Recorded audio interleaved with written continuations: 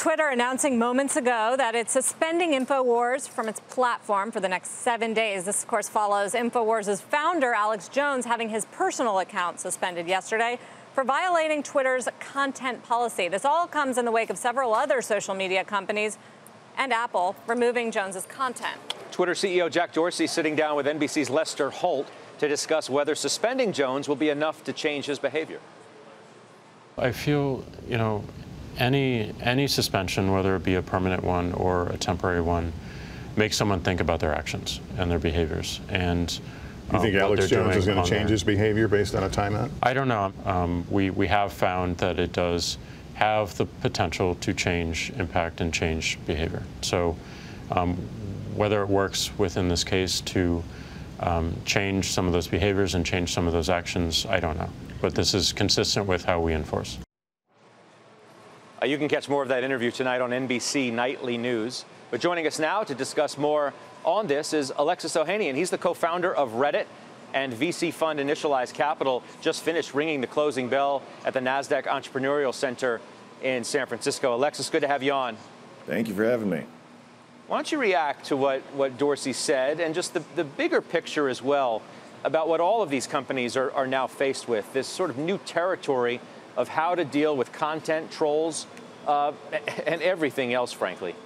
Yeah, well, you hit the nail on the head. It really is a new territory. And I think Jack's right in that one of the effective ways we've seen to enforce content policy is through a trust and safety team using a combination of humans and software to essentially create these timeouts, to create bannings, to do things that are necessary to enforce the rules of the site itself. I mean, he told his followers, Mr. Jones, to arm themselves with battle rifles to attack the press. And Jack Dorsey's giving him a timeout? That sounds right? I can't speak to the content policy of Twitter or any of these platforms specifically. I think this is an important discussion to have right now because, this speech is not new to social media. We've heard this before on every other medium from television to radio to whatever before that. But I think what's changed now is it's so visceral and so real time, and being able to adapt to it requires different things than we might have needed, in an age of radio or television even after that. But you can probably speak to, Dorsey seems to think that a, quote, timeout would work. If you were still running Reddit, I mean, would you face this issue with trolls? It's not a new issue for you personally. Do you think you need to be much more harsh to enhance, even save the user experience? Once you lose that, as you know, Alexis, what do you have left?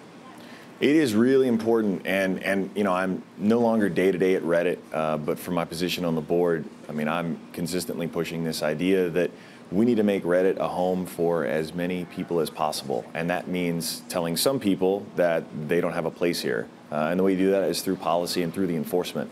And so, yeah, it's going to come down to these platforms deciding what their policy is and then how they're going to enforce it. And the hard part is doing it consistently, and that's the most important part, because as you said, unless you enforce those rules consistently, they have no meaning.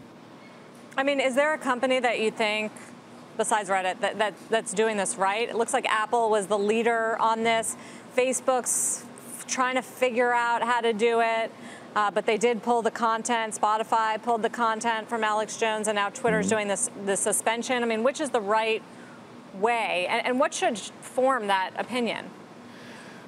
Frankly, I think it's too early to tell. There are a lot of these platforms that are still figuring this out as it goes. The scale with which this is happening and the speed with which this is happening is certainly without precedent. Seeing more and more people coming online through social media.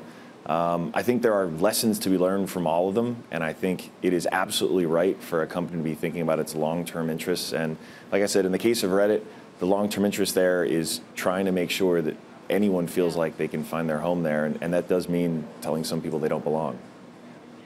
So what is it about the electronic billboard business that has you so excited right now that you're investing in it? Maybe that's the free speech. Not all of us got billboards for giving birth, as your wife did. You know, I joined the board of AdQuick, which we were one of the first investors in with Initialized, largely because I felt like this was a huge opportunity for out-of-home advertising, which has never really entered the digital age, but yet should. So many of the efficiencies we've seen in digital advertising have never really come across to out-of-home until AdQuick. And yeah, I found that, at least in my life, whether I've been doing political activism or romantic gestures, billboards, well placed, very strategically, can produce some really great ROI in terms of awareness and buzz, and I think made my wife happy as a nice romantic gesture too. Yeah, you made husbands everywhere look bad, and fathers. You know, they just got to step up their game and hop on AdQuick.